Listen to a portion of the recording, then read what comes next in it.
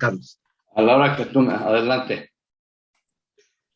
Estamos con el ingeniero Carlos Álvarez Flores, experto, es ingeniero químico en el manejo de residuos, ya lleva más de 30 años en el tema, y ha estado haciendo un análisis de un pecado que tenemos los mexicanos que no le gusta a las autoridades hablar de él, que son los tiraderos de basura en la República Mexicana, no rellenos sanitarios, como les dicen, tiraderos a cielo abierto. Carlos, ¿cuál es la situación en México?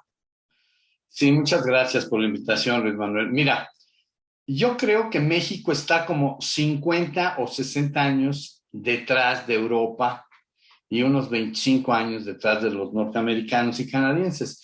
México, queriendo adoptar este modelo, que por cierto fue Francia, fue en Lyon, Francia, en 1971, cuando se propuso este modelo del relleno sanitario. ¿Qué es el relleno sanitario? Pues es un socavón de 4 o 5 metros de profundidad, de 60, 80 de ancho por 80, 100 o 120 de largo. Y ahí enterrar la basura. Pues no, ese modelo pues no funciona, ¿verdad? No podemos esconder nuestros residuos. Entonces, México lo quiso adoptar hace 35 años, vamos a decir. Pero en realidad, en México no tenemos ni uno. Bueno, ni siquiera las empresas privadas, que las conozco a todas, ni siquiera cumplen con esa norma. Tú tienes que estar cubriendo todo el día, todos los días a las 7 de la noche, tienes que cubrir todos los residuos que llegan. Una vez que separaste, en teoría, lo reciclable, cosa que tampoco hace. Se llama relleno, porque se está rellenando. Ese es el famoso relleno, porque estamos rellenando. Entonces, la norma 083, semana 2003, dice que debe estar cada 24 horas cubierta toda la basura. Eso no sucede. Entonces, ¿qué pasa?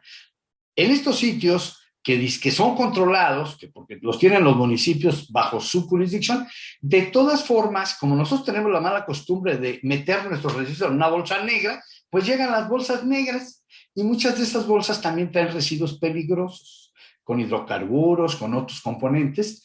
Y entonces, ¿qué pasa? Que tenemos un universo de residuos.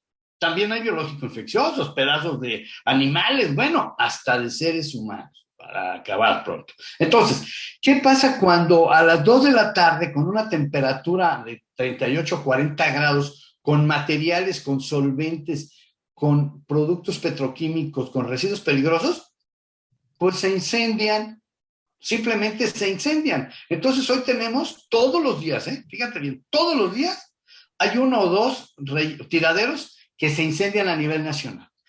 Cuando estuvimos en el plan de implementación del Convenio de Estocolmo, en el 2008, recuerdo bien que nos decían, tenemos que evitar la generación de dioxinas y furanos.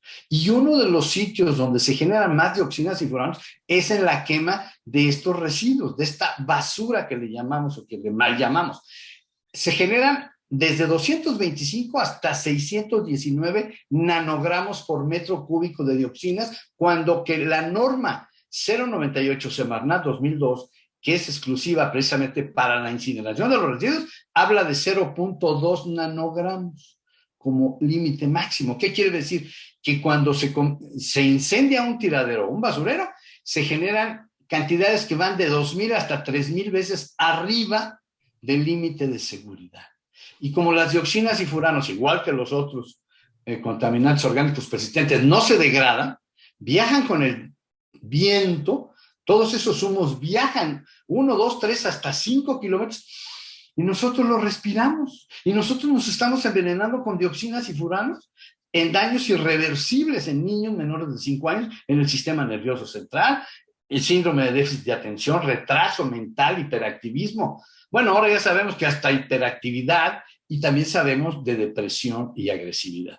A nosotros nos genera cáncer, nos disminuye el sistema inmunológico y, por supuesto, elimina y destruye la testosterona. Digo por los jóvenes que no han tenido sus hijos. Yo ya tuve mis hijos, pues yo ya, pero los jóvenes hoy tienen solamente 1/3 de la producción espermática que tenían nuestros abuelos hace 60 años.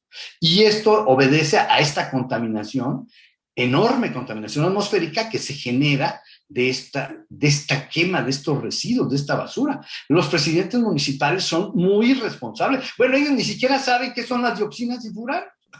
Y si les dices convenio de Estocolmo, pues menos. ¿Cuántos tiraderos a cielo abierto hay en México? Oficialmente, acuérdate que la célebre doña Josefa González Blanco nos hizo el favor de decirnos que eran 1,643 tiraderos. Son más, pero bueno, vamos a quedarnos con los 1,643. Y hay otros 500 sitios, además de estos, que dicen que son rellenos. No son rellenos, son sitios controlados, así les llaman, pero de todas formas se incendian. Bueno, se incendian los privados. No quiero dar los nombres, ¿verdad? Porque luego se enojan, no conozco a las empresas. Se incendian todos ellos, todas las empresotas, esas grandotas y extranjeras, todos han tenido incendios, todos se han incendiado, porque ingresan residuos peligrosos. Esa es la realidad. Y porque no cumplen con la norma. Ahora, de las emisiones de gases de efecto invernadero, nadie habla. Yo hice un cálculo muy conservador que pueden haber generado o se pueden estar generando de 5 a 6 millones de toneladas de CO2 equivalente al año de todos estos sitios, de los 2,200 sitios de disposición final, independientemente del daño de contaminación por dioxinas y furanos.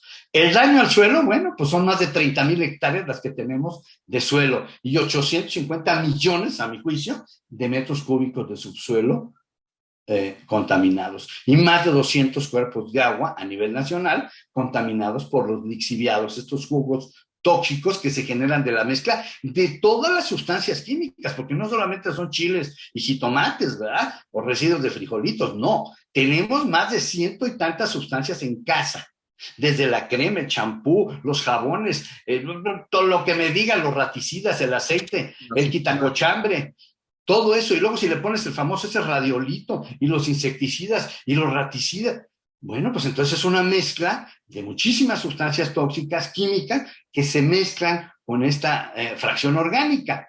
Siquiera fuéramos como los norteamericanos, acuérdate que en el lavabo ellos tienen un triturador y salvo los huesos, todos los residuos de la comida los trituran y los transfieren al agua. Y esa agua va a unas buenas plantas que degradan toda esa materia orgánica. Aquí tampoco tenemos buenas plantas de tratamiento de agua. Entonces, estamos muy mal. ¿Por qué? Porque el tema de los incendios es todos los días, es cotidiano y nadie, ni COFEPRIS, ninguna Secretaría de Salud del Estado, la Profepa, bueno, la Profepa no existe para este efecto, para el efecto de los incendios en tiraderos, ni se mete. Es un delito al artículo 100, así lo dice, artículo 100 de la Ley General para la Prevención y Gestión Integrada de los Residuos, dice, prohibido incinerar residuos, se refiere a los sólidos urbanos, a cielo abierto.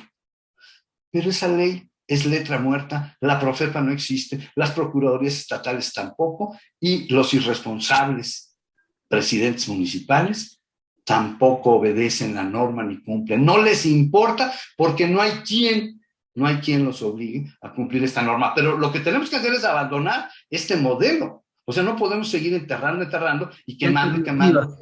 Alternativas tenemos, Carlos. Bueno, lo que hay en el mundo hoy, que es más comercial, son las termovalorizadoras. Tenemos más de 2,000 plantas ya en el mundo.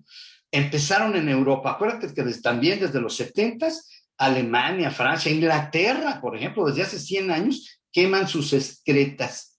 Ellos generan calor para generar vapor, porque acuérdate que ellos, por los inviernos tan crudos que tienen, ellos con vapor, con tubos que van por vapor son las calefacciones de las casas. Entonces ellos tienen incinerando pues más de 50 años, ¿verdad?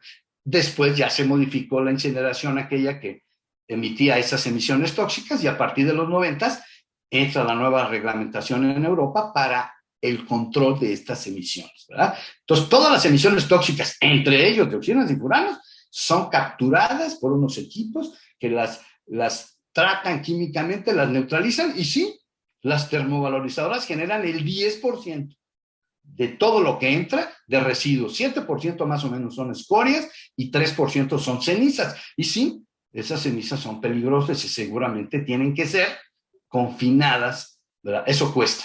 Pero hoy tenemos otra nueva que quisiera aprovechar, que tú ya la conoces, yo estoy enterado que tú también la conoces, tú has viajado, tú conoces muy bien Alemania, Luis Manuel. Alengo tiene una tecnología de vitrificación de la basura. Y me gusta mucho esa tecnología porque reduce toda esta basura a su esencia, al carbón, y luego la encapsula con sílice, o sea, con vidrio. Pero ese carboncito, ese pellet que pueden generar con esta tecnología, es un combustible derivado de residuos muy limpio comparado con el carbón mineral, porque el carbón mineral tiene mercurio, azufre y muchas cosas. En cambio, no, yo diría que es como un carbón sintético, así le digo yo, ¿verdad? Porque es finalmente reducir a su materia elemental, que es el carbón, y encapsularlo. De manera que ojalá que pronto esta tecnología pudiera venir a México también a ayudarnos. Acuérdate que la termovalorizadora, pues desafortunadamente no se pudo instalar en la Ciudad de México. Doña Claudia Sheinbaum dijo, no.